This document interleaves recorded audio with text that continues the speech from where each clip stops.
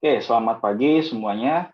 Kita jumpa lagi di kelas Construction Quantification and Scope Management di program studi Construction Engineering Management Podomoro University, di mana kita sudah masuk ke minggu ketiga, minggu ketiga dari kelas ini, di mana kita akan mulai membahas materi baru, yaitu mengumpulkan persyaratan atau collecting requirements, di mana collecting requirements ini adalah salah satu proses dari keseluruhan manajemen lingkup manajemen lingkup proyek gitu ya. Silakan review kembali di pertemuan pertama di mana saya sudah menjelaskan keseluruhan overview dari proses manajemen lingkup gitu.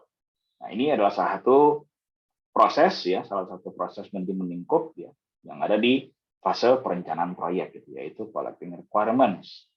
Nah, hari ini kita akan membahas apa sih itu namanya collecting requirements gitu ya. Apa itu namanya? Tujuan pembelajarannya adalah di mana nanti supaya kita bisa memahami kita semua bisa memahami definisinya manfaat, proses dan proses dari dokumentasi persyaratan ini. Basically to understand the process ITTOs. Apa itu ITTOs? Input, tools and techniques and outputs. Inputnya apa, lalu bagaimana teknik dan alat-alat untuk memproses input-input itu sehingga menjadi output. Nah, itu juga paham apa saja yang harus yang diperlukan dan apa saja nanti hasilnya beraktivitas mengumpulkan persyaratan ini, sehingga nanti kita bisa mampu membuat sebuah dokumen yaitu dokumen persyaratan. Salah duanya adalah dokumentasi persyaratan dan matriks penelusuran, traceability matrix atau matriks penelusuran persyaratan. Ya, ini menjadi penting karena nanti kita jelaskan di sini. Nah, yang namanya pengumpulan persyaratan itu adalah sebuah proses yang menentukan, mendokumentasikan, dan mengelola kebutuhan para stakeholder dan persyaratan-persyaratan untuk memenuhi tujuan proyek. Jadi dari definisi ini sebenarnya kita bisa lihat kita bisa tahu apa sih yang membuat sebuah proyek sukses? Apa tanda, apa ciri kesuksesan sebuah proyek? Karena Anda tahu nggak tuh, apa tuh kira-kira syarat atau tanda-tanda suksesnya sebuah proyek itu apa? Ada yang tahu nggak dari definisi ini? Apa kira-kira? Kalau nggak salah itu kan ada yang kayak quality, cost, waktu itu seenggaknya ada 2 yang tercapai, berhasil tercapai. Oke, ada lagi, ada pendapat lain? Pendapat lain mungkin? Ada? Oke, itu pertanyaan yang sama seperti ini pernah ditanyakan gitu dalam sebuah forum para kontraktor. Saya nggak begitu ingat kapan cuma udah cukup lama. Gitu. Ada yang jawabannya seperti itu gitu. Tidak terjadi cost of run tepat waktu dan memenuhi semua mutu persyaratan. Terus ada lagi jawaban yang lain gitu. Tidak mencapai keberhasilan ini FKS memenuhi kontrak dan minim dispute gitu. Minim sengketa kontrak. Gitu. Tidak banyak perubahan-perubahan dan banyak jawaban-jawaban yang lain. Pada dasarnya adalah yang namanya pada dasarnya kesuksesan sebuah proyek itu ada satu jawaban yang out of the box gitu. Karena dari kontraktor sudah cukup senior gitu ya. Ciri sebuah proyek sukses itu adalah sebagian besar stakeholdernya merasa puas. Itu jawaban yang sangat general. Kesuksesan stakeholder itu kan macam-macam ya. Ada yang pengen proyeknya tepat waktu, tepat biaya, tepat mutu, jelas gitu ya. Tapi ada juga yang pada dasarnya needs-nya di sini ya. Pada dasarnya semua stakeholder itu dia punya needs di sini. Dia punya needs itu yang kemudian diterjemahkan menjadi requirements atau persyaratan-persyaratan. Persyaratan-persyaratan itu adalah yang akhirnya menjadi tujuan-tujuan proyek. Nah, tujuan proyek. Ingat loh, kalau kita bicara tujuan proyek, kita mesti ingat juga yang namanya project objectives itu ada di semua level. Owner, ya, owner ini juga punya tujuan proyek, kontraktor pun juga punya tujuan proyek di situ.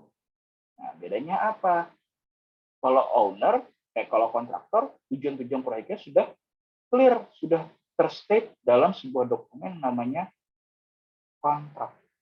Nah, kalau owner, kontraknya itu siapa?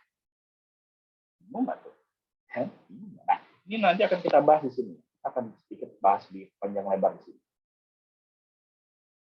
Nah, kalau owner, siapa kontraknya gitu? Terhadap siapa dia istilahnya punya janji?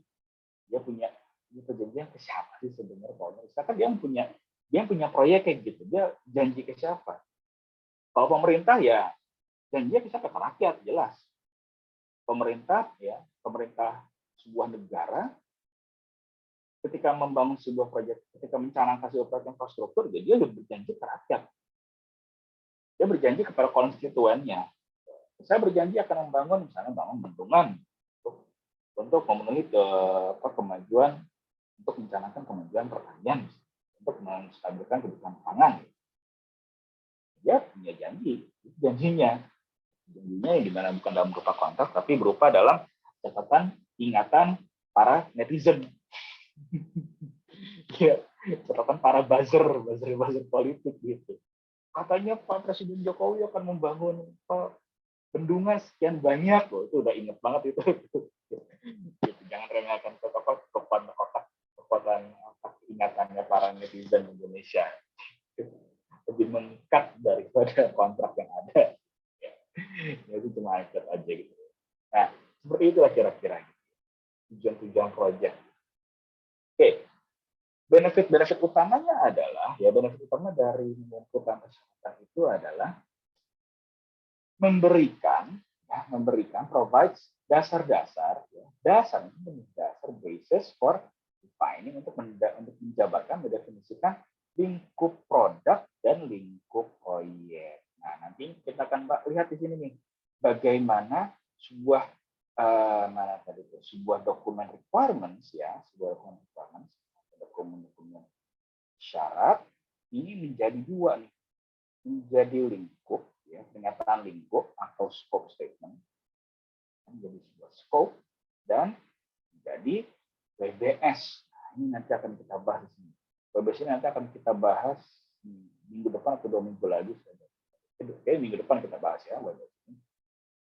Coba kan lihat lagi silabus, saya agak lupa juga. Oke. Lalu kita lihat di sini. Inputnya apa saja? Ya, ada project charter gitu ya. Kalian kemarin sudah lihat kan barangnya seperti apa itu project charter gitu ya.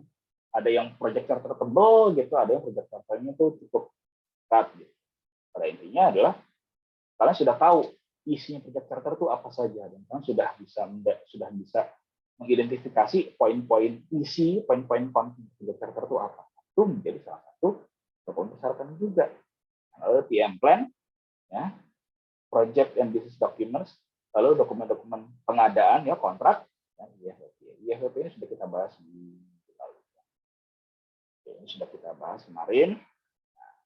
Ya, project management dipakai ada apa aja? Ada dua, ada scope management plan dan stakeholder engagement plan. Nah, ini belum kita bahas nih ya. Ini belum kita bahas dan kita juga nggak akan bahas terlalu panjang di sini. Apa sih itu namanya stakeholder engagement plan? Yang akan kita bahas kalau terkait stakeholder itu adalah bagaimana kita memprioritaskan, bagaimana kita membuat daftar prioritas persyaratan. Stakeholder mana yang harus kita utamakan, mana yang bisa kita sampingkan. Sampingkan dalam artian kita nomor 2 kan. Nah, lalu untuk business project and business document ada business case, ya, stakeholder register, ya, lagi-lagi kita mungkin akan bahas sedikit saja gitu ya, terlalu panjang. Lalu assumption log. Oke. Nah, lalu dokumen-dokumen pengadaan, ya, dari perjanjian, kontrak, purchase order, SPK, KKS. Nah, ini yang nanti akan kita bahas lebih panjang lebar.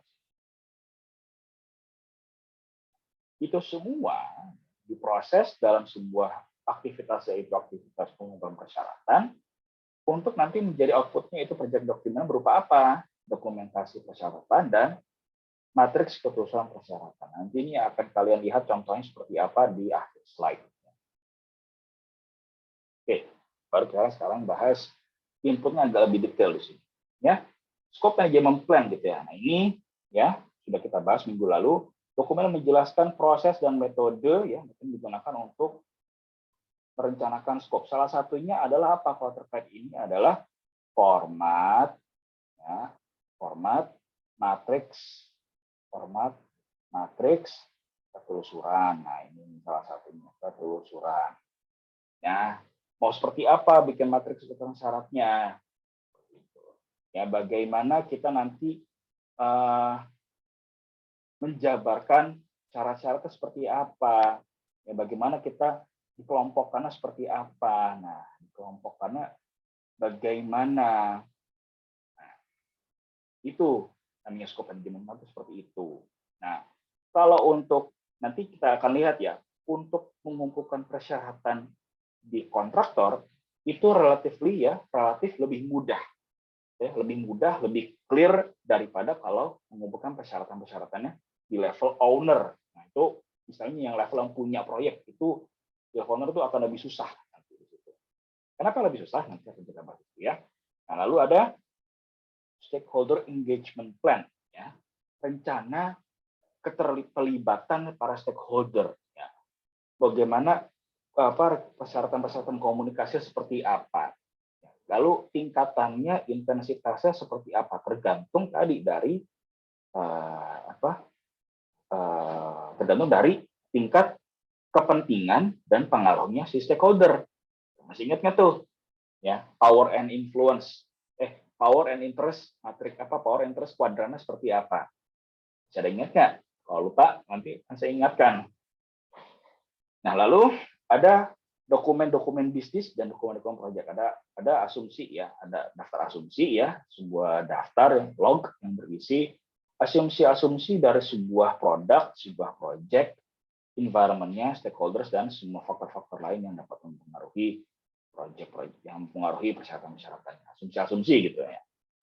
Kira-kira kalau stakeholder ini maunya apa, ini seperti apa, gitu. Dia kira-kira akan rese atau enggak, nah seperti itu salah satu contohnya. Gitu. Dia akan cerewet apa enggak nih? Kalau dia cerewet, ya berarti dia punya kepentingan yang cukup besar. Dia harus ditangani dengan cara yang khusus dan segala macamnya. Ya, termasuk stakeholder register di situ. Nah, dan lalu ada business case. Nah, ini menjadi penting di sini. Business case itu apa? Salah satu di situ kan ada apa di situ? Ada tujuan bisnis di situ kan? Ada tujuan bisnis yang harus tercapai. Tujuan bisnis ini nanti bisa ada ada namanya product description. Nah, biasanya di sini ada product description. Gitu. Di mana product description ini nanti akan menentukan syarat-syarat spesifikasi sebuah produknya seperti apa, spesifikasi produk. Nah, ya, misalnya seperti contohnya misalnya seperti ini. Warna apa ya? Ini. Ya, misalnya seperti ini. Tujuan bisnis pembangunan apartemen. Ya, apartemen. Apartemen mau yang apa? Kelas misalnya nih middle up ya, middle up misalnya ya. Middle up tuh D-nya 2 ya. Middle up atau middle low kelasnya gitu kan. Middle low atau yang premium. Nah, ya, ini yang mana nih? Ya, spesifikasi produk untuk ketiga kelas ini akan berbeda-beda loh. Ya dong. Oke lah, mungkin untuk kalau misalnya strukturnya mirip-mirip lah. Gitu. Pertama K350, segala macam. Nah, cuma kalau syarat arsitekturnya, syarat-syarat amenities-nya, mechanical plumbing-nya, interiornya, dan segala macam. Nah, itu sudah pasti akan berbeda di situ. Nah, itu semua ada tertulis dalam dokumen business case. Tujuan bisnis seperti apa. Kalau misalnya nih, tujuan bisnisnya menjual apartemen middle up, nah, kan ada tuh. Misalnya, kalau misalnya di level owner gitu ya, di level owner gitu kan, itu kan apa? Unit terjual. Bagaimana memastikan tujuan unit terjualnya itu terpenuhi? Lagi-lagi ke spesifikasi produknya seperti apa. Gitu. Itu contohnya aja. Oke. Nah, lalu yang terakhir, yang terpenting menurut saya adalah dokumen-dokumen pengadaan, kontrak, perjanjian, purchase order, temporary requirement, RKS, dan lain-lain. Nah, ini ya. Oke. Di sini yang akan kita bahas agak sedikit lebih detail di sini ya. Oke, saya mau ganti screen di sini. Oke, ini udah kelihatan ya layar saya ya. Masih kelihatan, saya udah ganti layar di sini. Oke. Udah kelihatan? Sudah, Pak. Oke ya, oke. Nah, kita lihat di sini nih. Ini ada sebuah contoh dokumen. RKS pekerjaan vaksin bangun rumah 2 lantai. Lalu ada RKS, ya, ada RKS lagi di sini. Ada RKS ini. Nah, untuk pekerjaan struktur arsitektur pembangunan gedung lanjutan pembangunan gedung Pengadilan Negeri kelas 1 Akupang tahun 2014. Ini contoh aja yang saya dapatkan dari internet gitu. Ya, luar biasa sekali internet itu ya. Cukup ketik contoh RKS apa, dan langsung keluar gitu. Bentuk PDF pula gitu kan. Nah, ini bisa kita di sini nih. Ya. Belum bab 12, kenapa kok ini bab 12? Mungkin bab 1 sampai bab 11 selanjutnya sebelumnya itu ada spesifikasi yang masih umum. Ya, tapi kita lihat di sini. Ya. Nah, ini kan kata jelas di sini ya. Ini kan sebuah dokumen yang diberikan dari owner. Siapa ownernya? Ya, kalau bisa kita lihat di sini kemungkinan adalah Kementerian Hukum gitu kan. Hukumnya. Hukum dan HAM, Kemenkumham yang akan membangun gedung pengadilan negeri. Gitu. Ya. Dia memberikan sudah menetapkan di sini ada lingkup pekerjaan. Kita lihat di sini ya. Di sini ada lingkup pekerjaan sudah stated jelas. Ada lingkup pekerjaan, ya, lingkup pekerjaan bagi si kontraktor. Oke, dijelaskan nih. Lingkup pekerjaan adalah pekerjaan bangunan standar. Oke, berarti ada pekerjaan persiapan, struktur, arsitektur, dan MEP. Clear ya? Clear. Nah, pertanyaan saya adalah dari pekerjaan ini, ya, apakah ini konstruksinya saja atau ada desainnya? Perdesainnya, nah, ini yang menjadi pertanyaan ya. Oke, berarti kan sudah kelihatan gitu ya. Tapi yang jelas, kalau misalnya ini hanya konstruksi, kita asumsikan saja. Di sini saya buat asumsi nih ya. Saya bikin asumsi dulu. Asumsi itu yang nanti akan masuk ke assumption log. Misalnya nih, berdasarkan pemahaman saya, misalnya saya di tim proyek ini, ketika saya membaca RKS ini, oke, saya asumsikan konstruksinya, lingkup pekerjaan itu hanya konstruksi, nggak ada kerjaan desain, nggak ada aktivitas. Saya juga harus membuat sebuah gambar desain atau rancangan struktur. Nah, dari sini, dari konstruksi ini kita sudah bisa membuat yang namanya seenggak-enggaknya ada WBS yang high level WBS. Ya, dekat sini nih. Oke, pekerjaan bangunan standar. Ya. Oke. Nah, ini kan berarti kan ini udah WBS level 0-nya ini udah ada nih level 0. Ini level 0 udah ada. Sedangkan yang saya ganti warna dulu. Nah,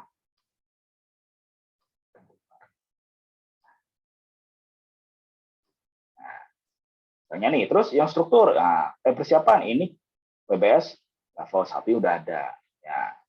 Pokoknya yang di sini yang digambar pakai A, B, C, D di sini, ya ini kerjaan level 1. Gitu.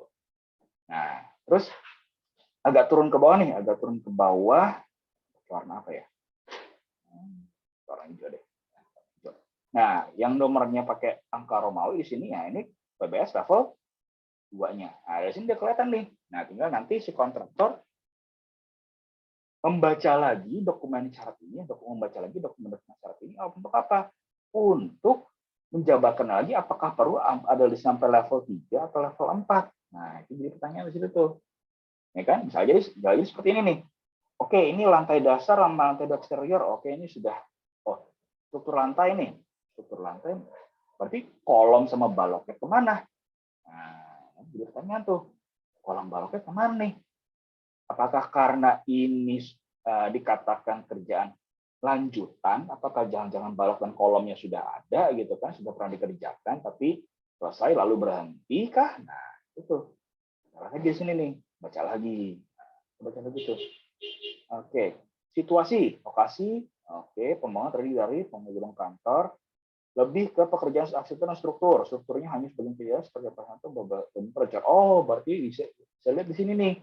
ini dari sini dia sudah kelihatan gedungnya baru half finish lah, gitu, baru half finish. Gitu. Kita di sini melanjutkan pekerjaan saja, hanya lanjut pekerjaan. Itu kan kelihatan tuh, kan? Jadi kan tidak perlu ada WBS yang men-state ya, lingkupnya men-state kalau kita membangun kolom dan balok. Nah, itu nggak perlu lagi itu. Jadi pas sudah clear di situ tuh, sudah cukup clear lah ya harusnya gitu ya. Jadi ada pekerjaan struktur yang dikecualikan. Apa yang dikecualikan? Balok, kolom. Itu juga sudah kelihatan di situ kan. Nah dari situ udah kelihatan tuh ya, WBS itu sudah mulai dari scope statement dan WBS sudah mulai tergambarkan. Nah, itu dari itu tadi pentingnya pekerjaan, pentingnya aktivitas pengumpulan persyaratan. Nah, oke. Ya, gambar-gambar dokumen, peraturan teknis. Nah, peraturan teknis ini nanti akan dipakai untuk apa? Untuk quality, gitu ya, untuk quality planning. Nah, itu juga harus ada di situ. Nah, untuk K3 ya, pemeriksaan ini juga termasuk di situ. Dapat sudah pemeriksaan di situ. Oke, kita pergi di sini. Contoh rumah tinggal lah, agak lebih sederhana.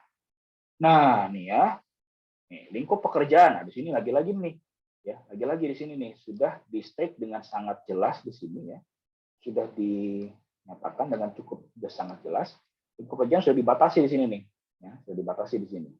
Pembangunan rumah tinggal 2 lantai alam pesona dengan luas segini, persyaratan pekerjaan sesuai dengan bill of quantity pekerjaan. Masalahnya yang belum clear di sini adalah yang namanya bill of quantity. Ya, harusnya ya di sini ada nomor dokumen. Ada nomor dokumen lah. Kalau misalnya dokumennya misalnya enggak bikin not email. Nah, ketika ada tanggalnya tuh, nah ini sesuai dengan email tanggal berapa? Ya, misalnya lewat email atau enggak surat menyurat lah, misalnya ada surat menyurat, nah, tanggal berapa? Nah, ini harus ada di sini nih. Kenapa? Karena bisa jadi dalam beberapa kali proses gitu ya, bill of quantity-nya itu akan ada banyak versi. Dalam artian ada revisi-revisinya. Nah, harusnya dalam dokumen RKS ini ditetapkan backingnya itu yang versi berapa yang dipakai. Jangan sampai nanti ketika sudah berjalan proyeknya gitu kan, lalu ada misalnya pemeriksaan gitu ya, dicek backingnya, mana yang sudah terbangun, mana yang belum terbangun, acuannya beda. Ada yang masih pakai backing tanggal kapan, ada yang pakai backing tanggal kapan. Sedangkan di RKS di sini tidak dinyatakan dengan jelas backingnya tanggal berapa, versi tanggal berapa. Itu harus, menurut saya itu harus di state juga di situ. Supaya clear sama-sama pemeriksanya, ya, inspektor dan si kontraktornya, ya, inspektor yang mewakili owner dan kontraktor itu ketika melakukan ya misalnya opnam lah ya, opnam itu clear backingnya dipakai backing versi nomor berapa, tanggal berapa, tahun berapa, sudah jelas. Ya. Oke, nah cuma di sini sudah kelihatan di sini ya. Di sini. Oke, gedung prasarana. Oke, nah ini nih. Nah, ini bisa dikatakan WBS-nya level 0-nya di sini lah, kita anggap level 0-nya. Ya. Ini yang level berikutnya sudah di sini. Persiapan tanah, fondasi, beton. Nah, ini nanti tinggal sudah clear di sini ya. Mau bisa di-backup jadi WBS high level lagi di sini. High level WBS-nya. Nah, wah, ternyata kontraktor harus bikin IMB UKL di situ, ya. Nah, lalu penyambungan listrik, oke ini jelas nih ya, ini jelas di situ. Oke, nah inilah sudah clear di sini, sudah menjadi kayak sudah dari dokumen RKS di sini persyaratan ternyata sudah bisa sangat membantu untuk membuat pernyataan lingkup proyek dan WBS nanti di situ. Nah, cuma tinggal nanti ketika nanti menyusun WBS ya, nah baru nanti itu ketika di breakdown ya menjadi level-level menjadi lebih detail. Nah itu butuh kecakapan kontraktor dalam merencanakan kegiatan di lapangan seperti apa. Itu akan kita bahas di minggu depannya di situ. Nah, atau kalau misalnya mungkin masih belum jelas itu ya, di sini bisa nih kadang-kadang si owner sudah cukup baik gitu ya dengan bantuan konsultan pengawas gitu, konsultan MK-nya. Nah, diperjelas di sini nih ya, diperjelas nih di pasal-pasal berikutnya. Jadi tadi setelah di pasal 2 di sini ada high level WBS di sini sudah dijelaskan di situ. untungnya ketika dimasuk di pasal berikutnya, di pasal 6 misalnya kayak gitu ya, ini diperjelas nih ya definisi-definisinya ya. Nah, namanya definisi galian tanah pondasi itu apa maksudnya? Oh, oke. Ada galian pondasi batu kali. Oh, berarti jelas di sini ada spesifikasinya nih, ada speknya di sini nih. Speknya pakai batu kali ya, bukan batu pecah di sini ya. Nggak boleh pakai batu pecah, batu kali. Jelas ini ada batu kali di situ. Pondasi galian menerus gitu kan, foot plate-nya 100 kali 100 gitu. Oke. Ya, tergantung dalam gambar rencana. Nah, lagi-lagi di sini nih. Ya. Gambar rencana nomor berapa? Itu lagi di sini nih. Kurangnya itu lagi ternyata. Nomor berapa? Ya, nomor berapa? Biasa ada nomor gambarnya. Ya, nomor berapa? Berarti di nomor berapa ini harusnya ada namanya version berapa? Versi nomor berapa? Harusnya ada juga di situ. Ya, atau mungkin belum ada gitu kan. Mungkin belum ada. Tapi kalau misalnya belum ada, agak aneh. Kenapa? Karena biasanya kalau proyek ini ya, untuk proyek yang ini, kalau saya lihat di sini ya, kalau saya lihat di sini, dia itu hanya kalau sudah ada bill of quantity-nya, berarti di desainer pun sudah ada, jadi kontraktor tinggal melaksanakan saja. Berarti tidak ada pekerjaan desain di sini. Desain sudah diberikan oleh owner, yang sudah di mana owner itu sudah meminta tolong arsiteknya, dengan konsultan desainernya. Nah, berarti kan harusnya nomor gambar sudah ada dong. Harusnya ada nomor gambar. Level galian, oh sudah ada nih. Lagi gambar rencana nomor berapa Pak? Nggak ada lagi di situ. Nah ini nih ya, jangan lupa menjadi penting nih ya. Ini nih, kalau misalnya ada nih ya, ini saya mau memperlihatkan adalah bagaimana kalau misalnya nih ada persyaratan-persyaratan yang pada akhirnya akan menambah WBS-nya, menambah lingkup secara tidak sadar. Ini ya. Nih, jangan utilitas. Nah, apabila terdapat pipa-pipa pembuangan kabel listrik, nah kontraktor secepatnya memberitahukan baru beri levelnya si kontraktor itu cukup inform saja. Nah, kalau setelah inform, apakah berarti dia harus relocate juga atau memindahkan? Nah, ini pertanyaannya nih. Kontraktor bertanggung jawab atas segala kerusakan atau kelalaian dalam mengamankan. Oke. Nah, harus dipindahkan. Oke. Jangan otoritas itu ditemukan di bawah tanah terkait lokasi pekerjaan harus dipindahkan ke tempat dijual konsultan oleh atas tanggungan kontraktor. Oh, oke. Berarti nih ya, kalau ada definisi atas tanggungan kontraktor ini perlu diklarifikasi sekali lagi. Berarti ini akan menambah activity ya. Dalam arti menambah lingkup pekerjaan ya. Apakah akan nanti menambah biaya, di mana nanti biayanya ini boleh nanti diklaim kah? Nah, itu ya, sebagai pekerjaan tambah. Nah, itu. Nah, ini bisa kalian bahas lebih detail lagi ketika membahas kontrak konstruksi. Kenapa? Karena ini ranahnya sudah mengenai hukum. Cuman kalau kalian membaca dokumen RK seperti ini, I think it is safe to say ya, apalagi ini utilitas ya, utilitas ini kan masuk dalam pekerjaan tanah gitu ya. Nah, berarti di WBS pekerjaan tanah ini ya harus ada pekerjaan istilahnya apa sih? Relokasi utilitas. Ya, masukin lah di sini. Relokasi utilitas, masukin coba itu. Ya, harus masuk ke dalam WBS level WBS bawahnya, jadi pekerjaan itu harus masuk ke relokasi utilitas. Lalu apalagi coba kita lihat lagi. Urukan pasir. Nah, urukan pasir di sini ada betul-betul bersih, bebas lumpur dan segala macam. Nih ya. Kalau misalnya bahannya itu urukan pasir harus ada persetujuan tertulis dari konsultan. Berarti ini ada apa nih? Oh, ada aktivitas lagi nih. Aktivitas apa? Nah, ini berarti ada aktivitas ketika di procurement-nya, ya, pengadaan materialnya, ya, ini harus ada activity penjaminan mutu quality assurance. Nah, berarti ketika sebelum menguruk pasir padat untuk apa nih? Untuk pekerjaan urukan pasir ini sebelumnya harus ada aktivitas pengadaan dan aktivitas persetujuan, mendapatkan persetujuan tertulis dari konsultannya di situ. Ya. Jadi begitu caranya, misalnya seperti ini ya, misalnya seperti ini. Contohnya di mana? Enaknya di mana ya? Misalnya begini. Nah, misalnya seperti ini. Ya. Ini saya bikin bar chart ya, bikin bar chart saya aja. Nah, ini start, ini finish. Nah, kalau di sini ada aktivitas startnya, ini kerja urukan tanah ya, suratnya gitu ya, urukan tanah di sini. Ya. Misalnya diperkirakan ya, kita ambil aja perkiraan misalnya 14 hari ya selesai. Nah, 14 hari itu apa saja yang dikerjakan? Mendatangkan pasirnya, pasir padatnya ke lapangan, digelar, lalu dipadatkan. Itu kan apa aja tuh? Jadi pasir itu ada material datang, ya, lalu ada gelar, ya kan digelar, lalu dipadatkan, ya, dipadatkan. Itu selama 14 hari misalnya seperti itu. Tapi ternyata ada ini nih.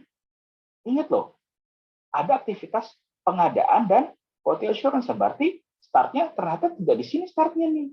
Salah startnya. Startnya itu ya sebelum ada start untuk mendatangkan gelar dan memadatkan itu seharusnya ada aktivitas. Nah, nambah lagi di sini harusnya nih. Nah, jadi sebelum di sini tuh harus ada aktivitas. Nah, ya di sinilah ada aktivitas procurement dan quality assurance. Baru ini sudah oke, di sini ada milestone ya. Di sini kita sebutlah ada milestone. Di sini milestone apa milestone-nya? Persetujuan tertulis dari konsultan. Nah, barulah bisa mulai aktivitas di lapangannya. Itu berarti harus masuk tuh ke dalam WBS-nya karena berdasarkan persyaratan-persyaratan dari si owner RKS-nya. Gitu ya. Dan lalu nanti itu juga sama tuh pola dan mindset-nya untuk yang lainnya seperti itu. Ya, ini untuk pekerjaan rumah 2 lantai aja tuh seperti itu. Sekarang coba kembangkan kalau untuk proyeknya seperti ini. Mudah-mudahan belum nggak menyalahi aturan ya. Tuh, ya. Ini proyek apa tahu? Ya, proyek MRT Jakarta. Ya, ini kalau untuk yang tadi tuh ya, untuk bangunan 2 lantai saja itu sudah cara berpikirnya sudah seribet itu. Nah, sekarang bayangkan kalau persyaratan itu ya, tadi tuh. Lihat di sini nih, berapa halaman di sini? 24 halaman ya. 24 halaman. Nah, sekarang bayangkan kalau misalnya persyaratannya itu ada 428 halaman. Bayangkan tuh, ya, bayangkan ini dokumen tender untuk proyek yang sudah 10 tahun yang lalu, ya, ini 10 tahun yang lalu dibuatnya, Januari 2012. Ini udah 10 tahun yang lalu, proyeknya udah jadi dan sudah berjalan gitu proyeknya, sudah bisa dinikmati oleh warga Jakarta, warga Tangerang dan warga Tangerang, warga Bekasi pun juga bisa menikmati. Saya pun beberapa kali menikmati menggunakan MRT Jakarta kalau saya mau ke rumah mertua saya, gitu. Itu saya pakai ini. Nah, itu. Nah, udah kelihatan situ. Nah, ini ada 428 halaman. Nah, sekarang bayangkan gimana tim kontraktor tuh. Nah, itu sekian banyak dokumen kayak begitu. Bahkan untuk kalendernya juga udah disyaratkan gitu. Ya, ini waduh. Ya, ini dokumennya udah lebih detail dan lebih ribet di sini. Beberapa halaman yang sengaja dibuat kosong. Ini untuk dokumen submission segala macam gitu. Nah, panjang sekali di situ. Ya, itu saya kasih lihat sekilas aja lah. Kalian pusing. Nah, itu salah satu contoh dokumen-dokumen persyaratan nanti untuk kalau misalnya bagaimana dari dokumen persyaratan tadi itu menjadi dokumen-dokumen pernyataan input proyek dan WBS seperti apa. Oke, nah lalu lanjut. Ini sudah ke PPT lagi ya. Oke, ke PPT lagi ya. Nah, lalu persyaratan-persyaratan apa saja? Nah, ada persyaratan-persyaratan bisnis di situ ya. Nah, target market, customer requirements. Nah, ini biasanya kalau misalnya requirement-nya di level owner. Dalam artian apa? Persyaratan-persyaratannya itu yang harus dipenuhi oleh si yang punya proyeknya sendiri. Ya, dari misalnya nih target market gitu kan, kalau target market, nah itu berarti kan akan menentukan speknya seperti apa. Lalu end user dari produknya si developer ya, dari produknya si owner gitu kan, harus seperti apa. Jadi bedakan persyaratan-persyaratan harus dipenuhi oleh si kontraktor dengan persyaratan-persyaratan harus dipenuhi oleh owner. Kontraktor,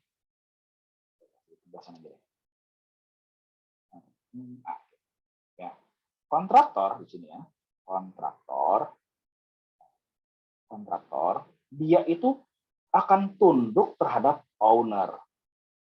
Ya, di mana tunduknya itu dia itu akan diberikan sebuah dokumen namanya kontrak. Dokumen kontrak RKS. Dalam konteks requirement ya akan diberikan sebuah kontrak RKS. Jadi kontrak itu cukup menerjemahkan dari sekian ratus halaman dokumen RKS itu menjadi matriks ketelusuran persyaratan. Nah, kalau owner tunduk ke siapa? Ke end user. Nah, end user itu bisa konsumen, ya, konsumen properti misalnya gitu kan kalau untuk private swasta, atau siapa? Warga yang akan menggunakan infrastrukturnya. Warga, konstituen, apapun itu namanya, intinya untuk private pemerintah, warga inilah yang akan menggunakan produknya, barangnya si owner. Nah, ini mengikatnya pakai apa? Kalau kontraktor itu punya kontrak RKS, ini pakai apa? Apa yang mengikat? Ada nggak dokumen gitu? Dokumen kontrak itu. Berarti apakah owner itu harus membuat sebuah dokumen sekian ribu ya, sekian ratus dokumen untuk menandatangani gitu kan? Nah, kalau misalnya untuk proyek properti adanya perjanjian jual beli, gitu ya, jual beli apartemen atau perjanjian sewa. Nah, apakah perjanjian sewa itu ada? Perjanjian sewa dan jual beli kan baru ada setelah barangnya jadi, setelah produk propertinya sudah jadi gitu, itu baru ada di situ. Atau nggak seenggaknya pas di sana udah jadilah gitu. Kalau misalnya di sana belum jadi tapi udah ada perjanjian jual beli, nah itu aneh tuh. Ijon, dia dipanjer dulu, itu yang saya nggak sehat itu nggak sehat. Nah, tapi kalau misalnya produknya belum jadi, apa yang mengikat owner terhadap apa yang mengikat owner ke end usernya? Nah, ada namanya dokumen. Makanya tadi itu ada namanya customer requirement seperti apa? Berdasarkan apa? Berdasarkan tujuan target marketnya. Biasa didapatkan dari apa? Saya ganti warna dulu. Didapatkan dari apa? Dari market research. Nah, riset pasar, research. Kalau misalnya di warga di sekitar, misalnya nih, misalnya pembeli nih, sekarang kalau misalnya proyek properti swasta gitu ya, mau itu apartemen mau itu kantor gitu, kalau apartemen saya anggap apartemen dulu, hunian dulu. Ini zaman now, siapa nih yang kira-kira paling banyak cari rumah, cari properti? Oh, ini nih generasi Z yang generasi Z awal yang baru lulus, yang masih single, belum berkeluarga, lagi nyari apartemen. Bikinlah tuh akhirnya tuh developer bikinlah apartemen yang mungkin kelas studio gitu kan, yang tipe studio tuh bakal dibuat banyak tuh, yang cuman tipe berapa tuh, tipe 36 studio atau enggak tipe 54 paling gede 54 one bathroom lah, itu udah cukup gitu kan untuk target marketnya generasi Z atau milenial atau enggak yang agak lebih tua dikit, milenial muda gitu kan, yang mungkin butuhnya agak lebih besar sedikit karena mungkin sudah berkeluarga gitu kan, keluarga muda, bikinlah yang one bedroom gitu, paling mentok two bedroom untuk nanti untuk suami istri sama anaknya misalnya. Nah itu kan jadi requirement dasar ya, nanti akan menentukan dari situ, dari hasil market research-nya, yang kemudian nah, ketika sudah dapat dari hasil market research-nya itu sudah dapat, ya dari end user ini mendapatkan dari end user ini, owner itu kemudian menerjemahkan lagi menjadi bentuk kontrak RKS tadi itu. Jadi yang namanya requirement itu sebenarnya ujungnya ya awalnya itu ya dari end user dulu. Dari end user ya diterima oleh owner, diterjemahkan ke dalam bentuk kontraknya RKS. Jadi pada dasar kontraktor ini pun juga akan tunduk secara nggak langsung ya, secara tidak langsung ya, akan tunduk terhadap maunya si end user. Kenapa? Karena end user ini pada dasarnya juga menjadi stakeholder bagi si kontraktor itu. Nah, ya, oke nih stakeholder requirement tadi udah saya jelaskan gitu ya.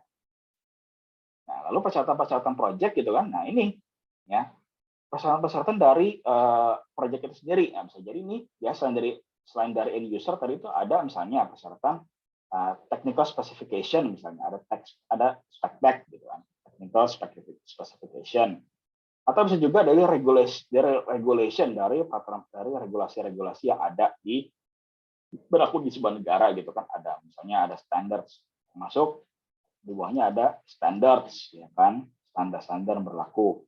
Ada SNI, ada standar-standar industri ya, SNI, British Standard, Japan Industrial Standard, ada apalagi ya, ada peraturan bertuan Indonesia di mana sudah diadopsi di SNI yang terbaru gitu kan, SNI kalau nggak salah 284 2019 ya, jadi sudah masuk. PBI pun sudah diadopsi menjadi SNI yang terbaru. Nah, itu juga menjadi persyaratan-persyaratan juga. Nah, kalau misalnya nanti ini akan kita bahas lebih detail lagi di kelas quality management ya. Jadi tunggu saja videonya dari saya di kelas itu. Oke, ini quality technical ya. Quality technical termasuk di sini juga gitu ya. Quality technical juga termasuk ke situ. Oke. Nah, sekarang bagaimana kita tadi tuh ya memprioritaskan persyaratan-persyaratan yang ada. Nah, ingat lagi nih, yang namanya stakeholder itu ada empat kelompok lah. Ya, kelompok yang pertama yang punya influence atau kekuatan yang tinggi tapi interestnya lemah gitu ya, nggak punya kepentingan, itu namanya stakeholder laten. Inilah mau itu laten ataupun yang promotor gitu ya, yang punya influence tinggi dan kepentingan besar gitu ya, kayak owner, project sponsor, gitu kan, project sponsor, gitu. Itu juga punya persyaratan gitu ya. Apa itu independen? Ini semua stakeholder di sini ya, bagaimanapun influence-nya dan interest-nya, mereka semua punya persyaratan. Mereka semua pasti punya persyaratan-persyaratan. Banyak maunya lah. Kenapa? Karena tadi yang namanya stakeholder itu bisa jadi loh, bisa jadi entah itu faktanya benar atau enggak, merasa mereka itu terpengaruh oleh si proyek itu. Ya? Merasa punya kepentingan. Gitu ya. Padahal boro-boro mereka invest gitu kan, tapi merasa punya kepentingan. Ya, mau itu fakta benar atau enggak itu bisa jadi tentu benar gitu kan. Nah, apa namanya? Itu semua tuh harus kita kelola ya dengan tadi yang namanya ada stakeholder engagement plan, stakeholder register gitu. Itu kita bisa memprioritaskan syarat mana yang perlu kita prioritaskan. Sudah jelas ya, yang di level promotor gitu ya, yang di level promoters ya, ini harus nomor satu kita utamakan dulu, gitu ya. Ini harus kita utamakan jelas. Kenapa? Karena ini tertulis dalam dokumen kontrak RKS. Promoters itu biasanya mengikat kontrak tadi dengan dokumen RKS yang kontrak sudah kita lihat tadi contohnya barusan, gitu. Maka dari itu yang stakeholder di level di kelompok promoters harus di manage closely, kita kerja sama-sama karena kenapa? Karena ada ikatan. Ya, ada ikatan yang sudah jelas hitam di atas putih, ada dokumen kontraknya RKS sudah jelas. Jadi persyaratan-persyaratan di stakeholder promoters ini harus diutamakan dulu. Lalu bagaimana yang laten Pak? Gitu. Mereka punya influence yang cukup kuat. Mereka itu harus bagaimanapun harus tetap dipuaskan. Nah, enaknya ada laten ini ya, stakeholder laten ini bisa dikelola bersama bareng, bisa dikelola bareng-bareng sama promoters ini. Misalnya apa contohnya? Misalnya tadi tuh ya untuk pengurusan IMB dan UKL UPL gitu kan, UKL UPL ya, atau mungkin pembebasan lahan dan segala macam gitu. Nah, itu bareng-bareng bisa sama ownernya gitu kan, sama owner ya yang jelas punya kekuatan lebih besar daripada kontraktor gitu ya, sama-sama mencari jalan keluar untuk mengelola untuk menyelesaikan, untuk memenuhi maunya stakeholder yang laten ini. Misalnya nih, proyeknya ternyata lahannya ada sengketa, misalnya kayak begitu kan, kontraktor nggak bisa buat apa-apa. Aduh, saya nggak bisa kerja Pak, karena lahannya ternyata ada yang masih disengketakan. Bisa kerja bareng sama stakeholder-nya yang lain, yaitu owner di sini ya, owner, untuk membebaskan lahan. Bisa seperti itu enaknya. Nah, jadi makanya syarat-syarat yang di laten ini, menurut saya bisa agak di bawah syarat-syarat dari si promotornya. Kenapa? Karena pada dasarnya kontraktor itu nggak punya ikatan tertulis hitam di atas putih oleh stakeholder oleh yang laten-laten ini, gitu kan? Dan bisa dikelola bareng-bareng, bisa dipenuhi bareng-bareng sama stakeholder yang promotornya itu. Ya. Walaupun mungkin ada beberapa kontraktor yang memprioritaskan nomor 1 sama si laten, ya itu lagi tergantung organisasinya. Nah, kalau misalnya organisasinya itu dia owner, ya, stakeholder-nya pun cara mereka membuat prioritas akan berbeda. Bisa jadi yang laten itu ya dinomorsatukan kalau dia pelaku proyek as owner. Gitu. Ya, misalnya developer gitu kan, developer untuk memastikan proyek apartemen atau proyek properti ini bisa berjalan, dia harus memastikan IMB-nya goal dulu. Ya, IMB-nya itu goal dulu di level pemerintah. Kalau misalnya ideally speaking gitu. Kalau IMB-nya nggak keluar, dia nggak akan bisa membangun. Maka dari itu dia akan berbuat gimana pun caranya supaya IMB-nya bisa goal. Boleh diizinkan membangun di situ. Ya, maka dari itu mindset apapun harus dilakukan untuk memenuhi stakeholder yang laten ini, maka ya bisa timbul tuh tindakan-tindakan yang korup, menyuap, menyogok pejabat pemerintah setempat supaya IMB bisa goal, memalsukan dokumen. Kenapa? Karena di mindsetnya si ownernya itu, ya, ownernya ini apapun harus dilakukan untuk memenuhi persyaratannya si stakeholder yang laten ini. Ya, karena basically yang laten-laten ini yang nggak punya kepedulian gitu, nggak punya kepentingan apa-apa gitu terhadap proyek ini. Mau jalan mau enggak, bukan urusan saya. Mau lu rugi mau lu untung bukan urusan saya. Lu untung ya gue dapat penghasilan pajak lah, kasar seperti itu. Kalau misalnya lu rugi ya gue nggak akan ikut rugi, bisa seperti itu. Nah, baru yang berikut yang nomor 2-nya adalah promotorsnya, pemegang sahamnya, pendana-pendananya, itu biasanya. Oke, nah untuk yang apathetic defender ini bisa di nomor sekiankan lah. Gitu. Apalagi apathetic gitu, ini apathetic itu udah, ya udahlah, ya, gitu. Nah, jadi cara memprioritaskan seperti itu, tergantung dari si kalian itu sebagai apa, ya. Ini nanti bisa berbeda cara memprioritaskannya. Nah, cara memprioritaskan tadi tuh, ya ada tulisan tekniknya gitu ya, di sini teknik untuk bagaimana membuat prioritasnya tadi tuh ya. Ada proses interview, ya kan, tanya jawab gitu kan ke stakeholder-nya. Ada focus group discussion gitu kan, diskusi lah antara kalian dengan tim proyeknya itu.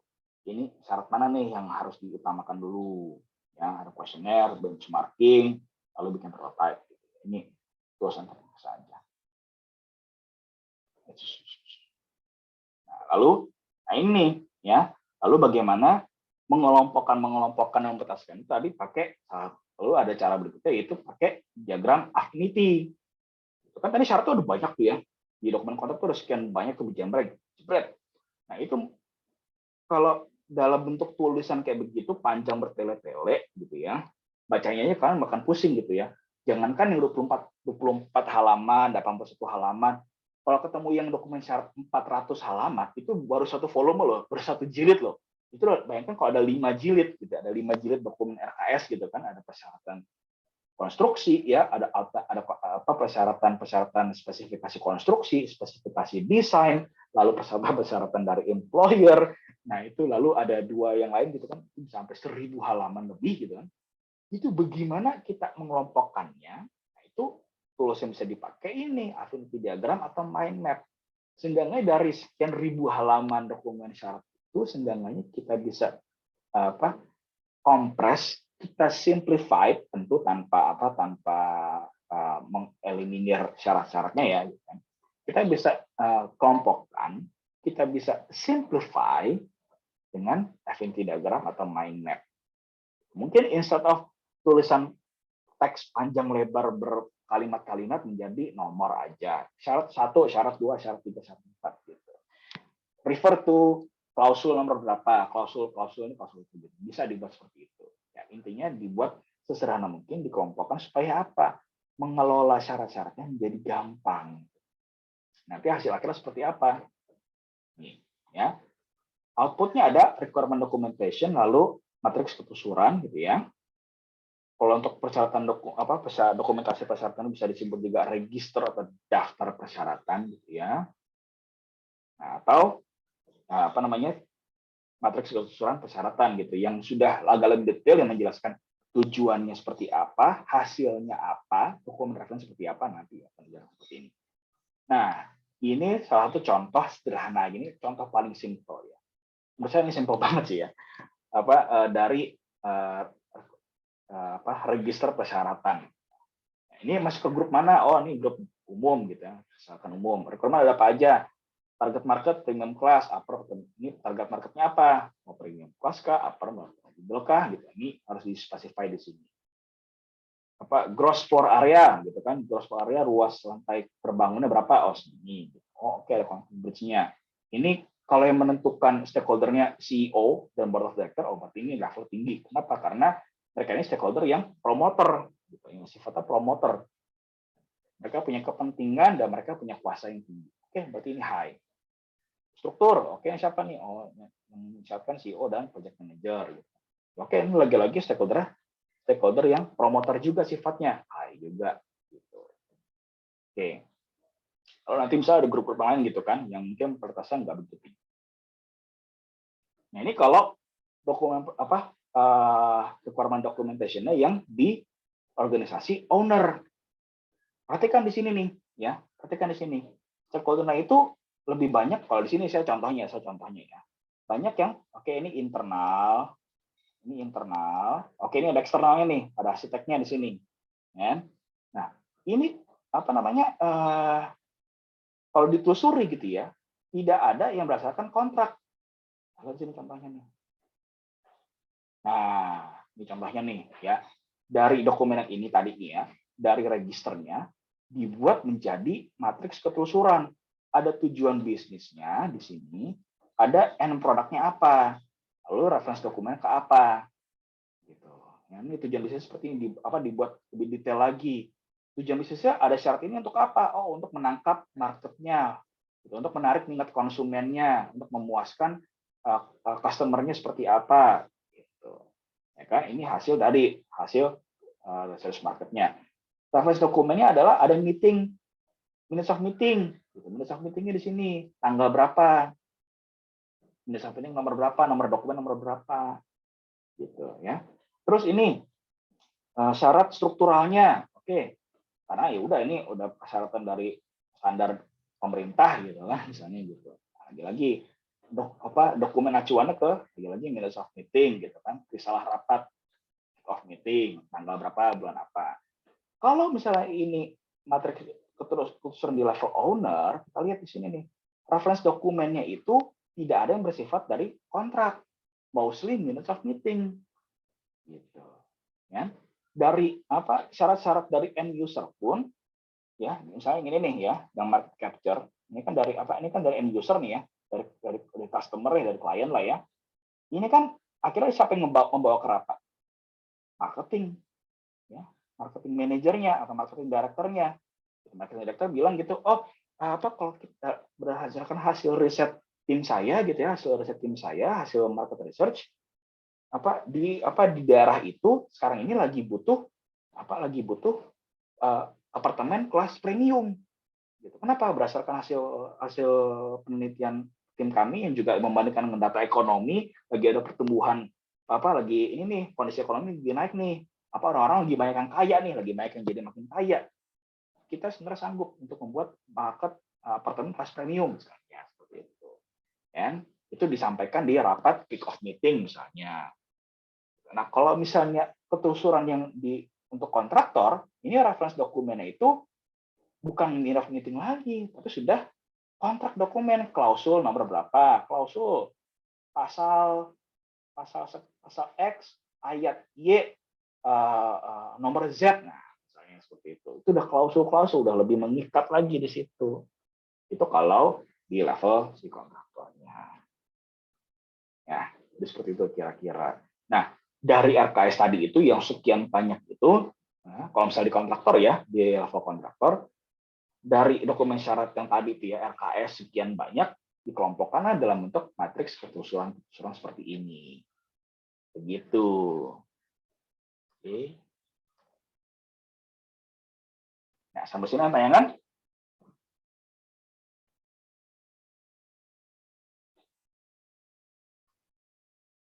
Gimana? Ada yang ditanyakan sampai sini?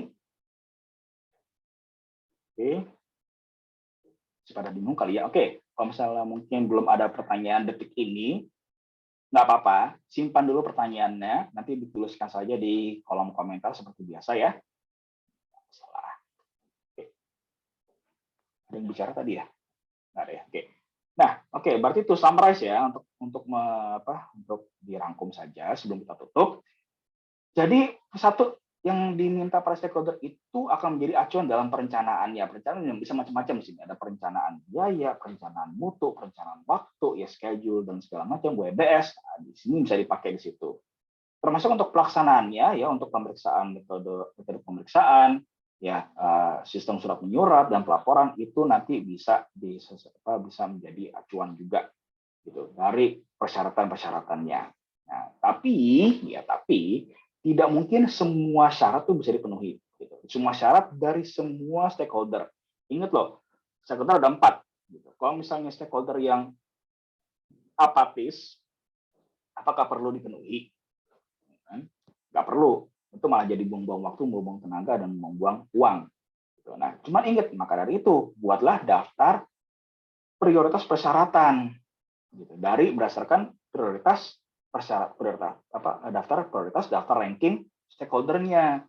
Karena ini tidak hanya berguna untuk manajemen lingkup saja, tapi juga bisa dipakai untuk manajemen yang lainnya kayak manajemen resiko, manajemen biaya, manajemen waktu. Itu nanti akan berpengaruh ke situ juga nantinya. Maka dari itu pentingnya dokumentasi persyaratan itu salah satu tadi memprioritaskan syarat-syarat mana yang perlu diutamakan, mana yang bisa dikesampingkan. Nah, bagi kontraktor ya, persyaratan dari stakeholder termasuk owner itu sudah tertuang dalam dokumen kontrak atau RKS-nya.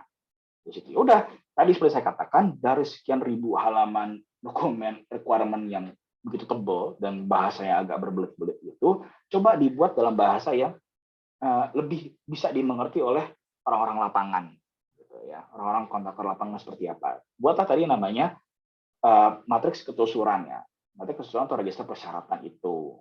Nah, kalau misalnya itu sudah dibuat menjadi dokumen yang lebih mudah dimengerti, nanti untuk melaksanakan, untuk memenuhi syarat itu akan lebih mudah, insya Allah. Tinggal nanti maunya sih, niatnya sih tim manajemen proyeknya kontraktor aja. Oke, ya sampai di sini. Terima kasih atas perhatian dan sudah meluangkan waktu datang di kuliah saya ini. Terima kasih dan sampai jumpa di minggu depan. Baru menanya. Oke ya, silakan. Tadi mana? Saya masih kurang paham kan. Kan yang kita tadi yang dari project charter lah.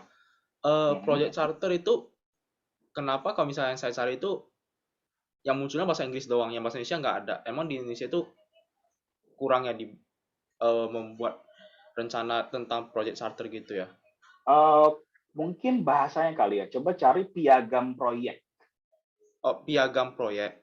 Iya, proyek charter itu bahasa Indonesia piagam proyek gitu. Coba dicari aja piagam proyek. Terus mungkin, berarti dari project charter udah selesai, udah di-approve, baru lanjut ke RKS ya?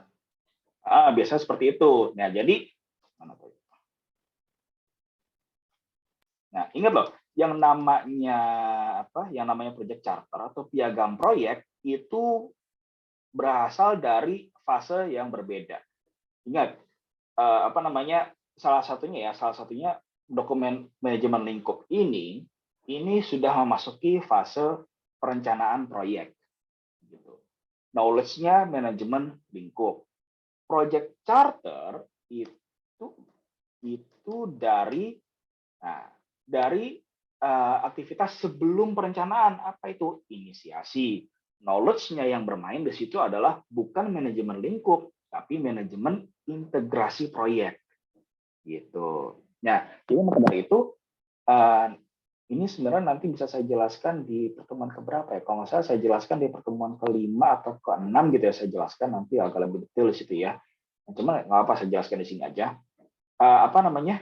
Project charter itu syarat-syaratnya belum mendetail, belum begitu detail seperti ini.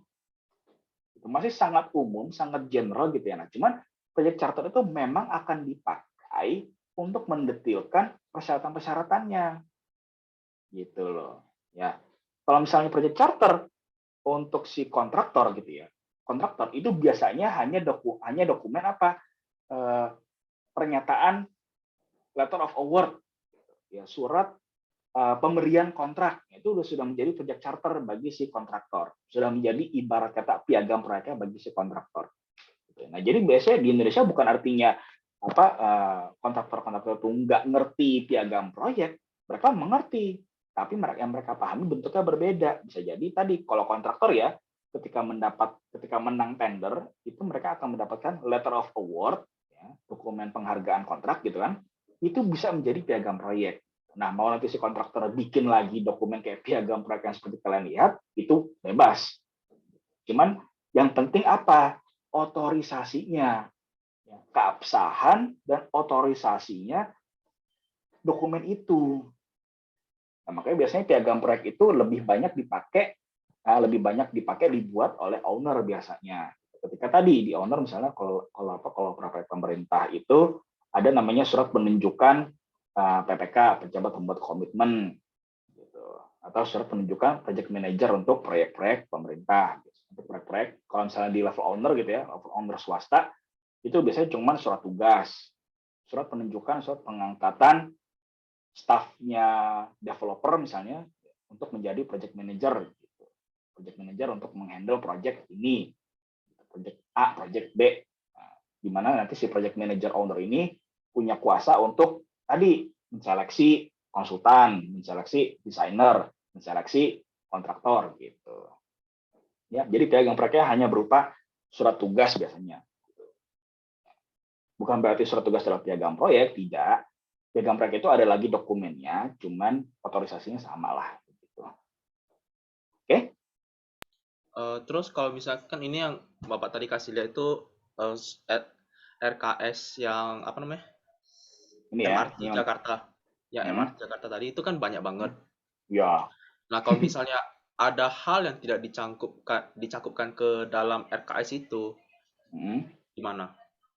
Kalau misalnya tidak ada dokumen yang ada syarat yang mungkin nggak jelas gitu ya, nggak jelas, ambigu atau apa, itu bisa diperjelas, ya, bisa didiskusikan sama ownernya. Biasanya owner diwakili sama konsultan gitu untuk memperjelas, untuk mengklarifikasi.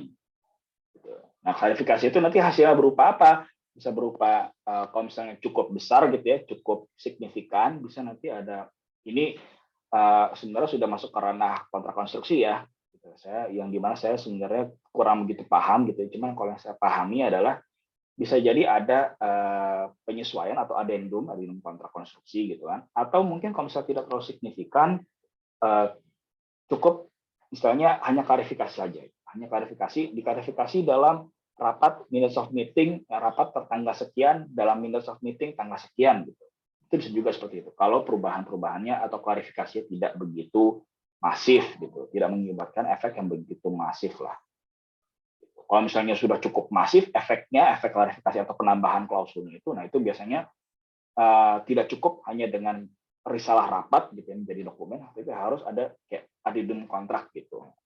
Itu kalau yang saya tahu seperti itu. Oh, berarti kalau misalnya awalnya RKS-nya udah di-approve terus sampai pertengahan Di konstruksinya pertengahan itu ada mau perubahan, berarti bisa pakai adendum ya? Bisa ada perubahan kontrak tuh bisa. Nah, cuma biasanya claim itu kan ada dispute yang amit-amit sih ya. Dispute itu biasanya tuh ya kalau misalnya itu bisa diawali dari tadi ada change request atau ada change request biasanya ya, permintaan perubahan gitu kan. Nah itu biasa prosesnya agak panjang dan belibet lah gitu. Jadi makanya biasanya sih akan dijaga seminimal mungkin supaya itu tadi kalau misalnya ada proses adendum itu biasanya akan makan waktu untuk perhitungan penambahan biaya atau pengurangan biayanya gitu akan makan waktu sekali, menyita waktu dan tenaga, gitu kan. Jadi gimana ya? Biasanya itu akan dijaga seminimal mungkin. Gitu. Jangan sampai ini terjadi. Gitu. Kenapa? Karena kalau misalnya sampai terjadi dispute gitu ya, ini resiko yang sangat dihindari baik oleh owner ataupun kontraktor. Kenapa? Karena kontraktor pun juga sebenarnya bukan artinya kontraktor itu akan sering mencari untung dari kerjaan tambah, kerja kurang atau klaim gitu, enggak juga sebenarnya gitu kan. Nah, cuman mereka pun juga banyak yang aware prosesnya itu bisa panjang dan bertele-tele. Ya, sehingga pada akhirnya pada berpikir apakah sepadan gitu kan kontraktor untuk mengajukan klaim yang sekian banyak ini gitu kan, sehingga pada akhirnya nanti juga malah menyita waktu dan tenaga gitu. Itu biasanya ada pertimbangan lain gitu, pertimbangan kontraktor, pertimbangan legal biasanya seperti itu. Capek loh ada sengketa legal seperti ini tuh capek gitu.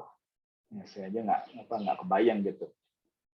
Ya, jadi seperti itu. Bisa ada perubahan kontrak di tengah-tengah tuh bisa. Gitu. Ini biasanya akan sangat menyita waktu dan tenaga. Nah. Oke. Makasih, Pak. Ya, oke. Ada pertanyaan lain?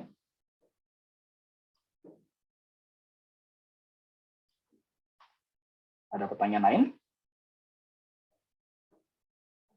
Oke.